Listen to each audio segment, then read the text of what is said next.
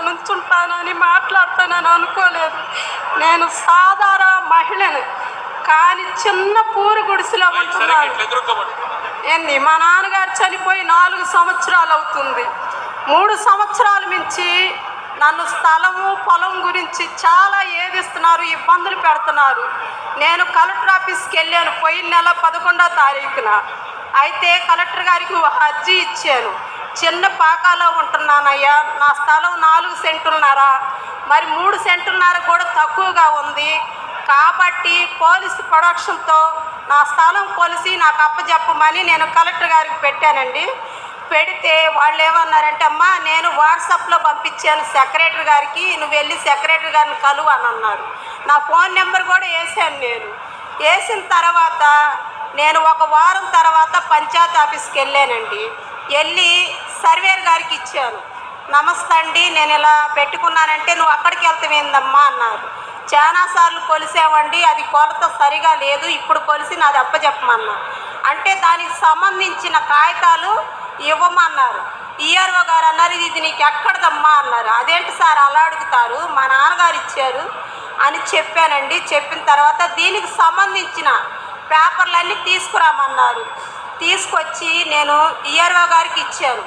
ఉదయం 4 గంటలకు, సాయంత్రం 4 గంటలకు వస్తామన్నారండి. ఉదయం 10:30కే వచ్చారు. వచ్చి చెట్లు ఉన్నాయి, అవి ఉన్నాయి, ఇవి ఉన్నాయి, కొలత కుదరదు, చెట్లు పడేయాలన్నారు. సార్ నేను ఒక డయాలిసిస్ పేషెంట్ని, నా కాడ డబ్బులు అయితే లేవు, నాకు ఇల్లు జరగటమే కష్టం, ఎలాగలా కొలతలే అన్నారు. అదిగో ఇది కానీ వెళ్ళిపోయారండి. మళ్ళీ నేను కలెక్టర్ గారికి వెళ్ళానండి, అర్జీ పెట్టుకున్నాను. పెట్టుకుంటే గంట సేపు 2 గంటలు కాళ్ళ మీద నిలబడ్డా. మన బాబు గారు ఉన్న టైంలో జిల్లా పరిషత్తులో గ్రీవెన్స్ అని పెట్టేవాళ్ళు. వచ్చిన ప్రతి ఒక్కళ్ళు కుర్చీలో కూర్చొని బిస్కెట్ ప్యాకెట్లు, వాటర్ ప్యాకెట్లు ఇచ్చేవాళ్ళు, మీకేం కావాలమ్మా అని. ఈ ప్రభుత్వం వచ్చింది, ఎంప్లాయీస్ కానీ ఎవ్వరు కూడా అసలు పంచాయతీలో పట్టించుకోవట్లేదు. నేను 2 గంటల సేపు ఎండలో నిలబడ్డాను.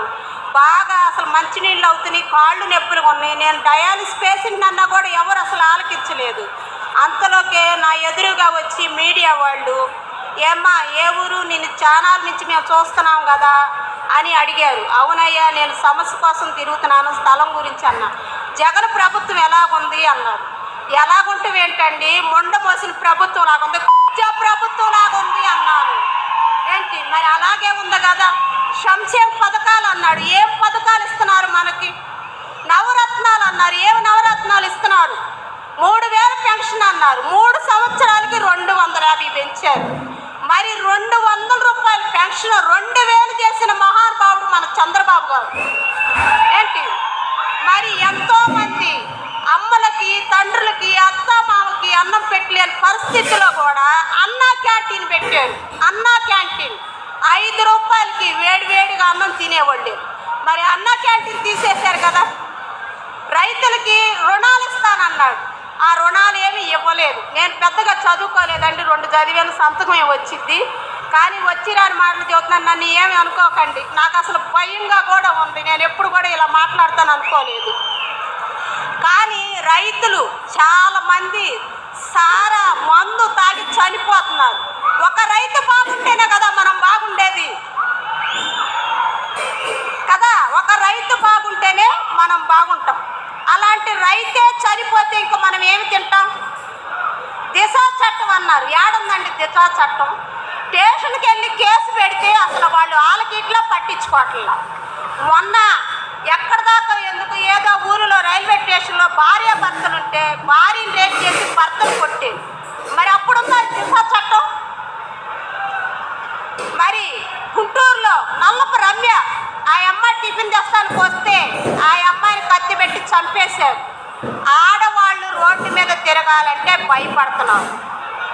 ఏంది కానీ రాజన్న రాజ్యం అన్నారు. రాజన్న రాజ్యం కాదండి, ఇది రౌడీ రాజ్యం. అవసరమైతే జనాలు కిడ్నీలు కూడా అమ్మి చంపేసే రాజ్యం ఇది. కాబట్టి మనం అందరం బాబు గారిని గెలిపించుకుందాం. మళ్ళీ మన రాష్ట్రం